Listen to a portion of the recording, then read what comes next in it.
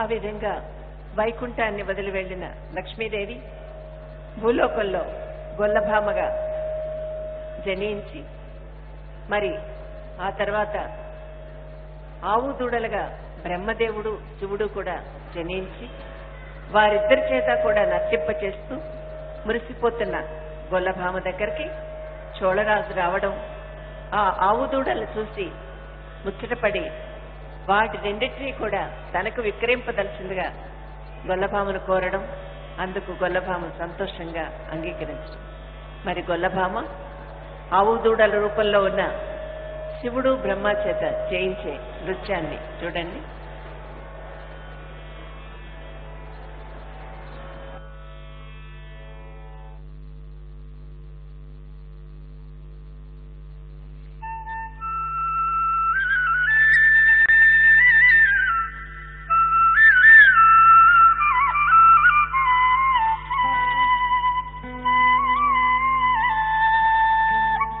తదనంతరమున కొంతకాలమునకు భూలోకమునందలి కరివీరపురమున తపస్సు చేయుచున్న లక్ష్మీదేవి కడకు బ్రహ్మయు శివుండును నారదుని కోర్కెపైనే తెంచిరి.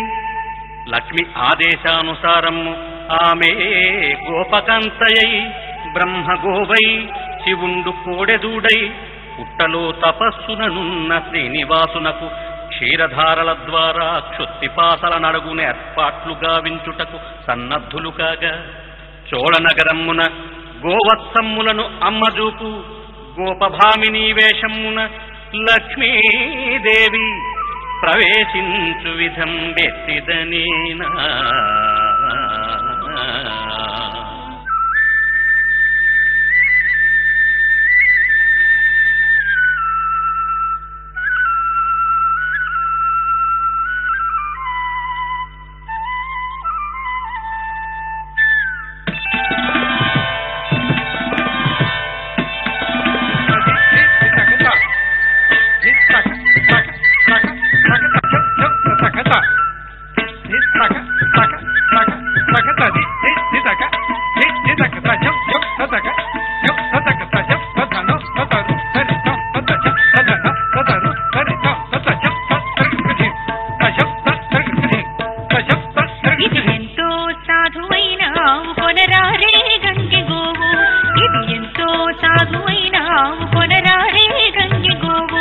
గునగునగిల్తే పరుగులో నాట్యము చేయు కోడెదూడ, గునగునగిల్తే పరుగులో నాట్యము చేయు కోడెదూడ.